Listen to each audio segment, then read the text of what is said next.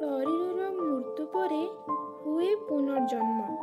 କର୍ମଫଳ ଭୋଗୁଥାଏ ପ୍ରତିକ୍ଷଣ। ଶରୀରର ଅନ୍ତ ହୁଏ, ଆତ୍ମାର ଅନ୍ତ ନାହିଁ।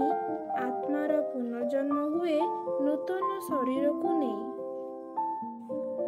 ଆତ୍ମା ଶାଶ୍ୱତ, ପରମାତ୍ମାଙ୍କ ଅଂଶ। ତାର ବିନାଶ ନାହିଁ। ଉଜ୍ଜ୍ୱଳ ଜ୍ୟୋତି ସ୍ୱରୂପ। ନିରଞ୍ଜନ ନିରାକାର ଅଟେ ତାର ରୂପ। ଉଜ୍ଜ୍ୱଳ ତାରକା ସଦୃଶ।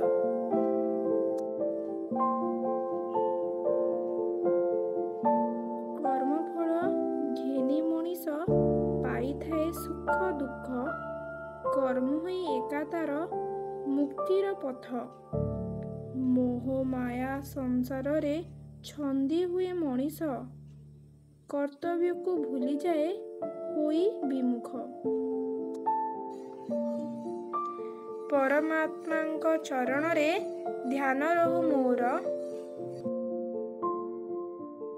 ଆତ୍ମା ମୋର ମୁକ୍ତ ହେଉ ସଂସାରରୁ ତାର। ଗୁରୁଙ୍କ ଆଶୀର୍ବାଦେ କଟିବ ମୋ କର୍ମଦୋଷ। ଆତ୍ମା ମୋର ମୁକ୍ତ ହେବ ମିଶି ପରମାତ୍ମାଙ୍କ ସହିତ।